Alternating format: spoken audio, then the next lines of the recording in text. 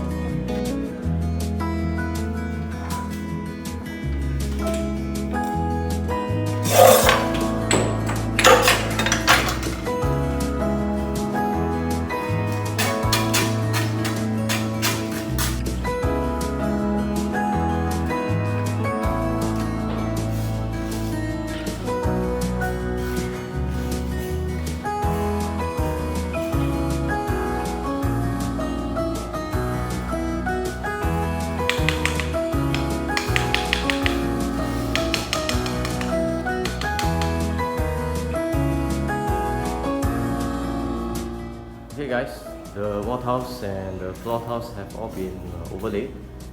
So we can see that this is the backsplash tile for the dry kitchen. Right, this is the L dry kitchen cabinet. So what I have used here is actually a porcelain tile that looks like marble. You can see that it has got very nice grains. Very natural.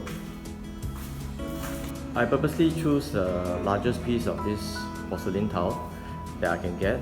Right, the length is 1.8 meter, height is 90 cm or 0.9 meter. So that would minimize the joint line. Right, there's only one joint line in the middle. Right, having two pieces of large backsplash tiles will actually lessen the number of grouts on the wall, right, and thus less maintenance. Okay, this wall is actually the erected hollow block wall. Right, these are the full heights and two low height wall. Okay, so the tiles have also been laid over. It has got a very nice stone-like tile. Okay, this is the wet kitchen. The tiles also have been laid. Right. It's the same piece of the backsplash wall tile here, which is it's about 1.8 meter here, full piece. Okay, this is where the dishwasher is going to be. And this part here is where the stove is going to be. Right, it's a standalone stove. Another piece of the big piece of the backsplash wall tile. All these wall tiles have been overlaid onto the existing wall tile, so there's minor hacking.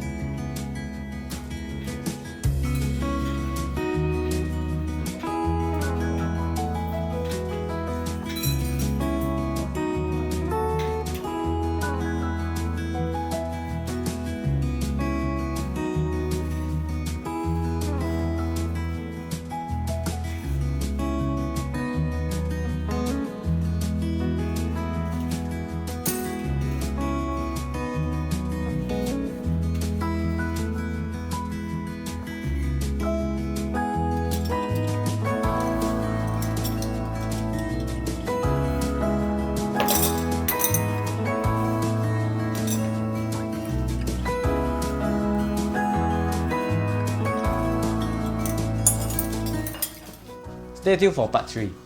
See you soon.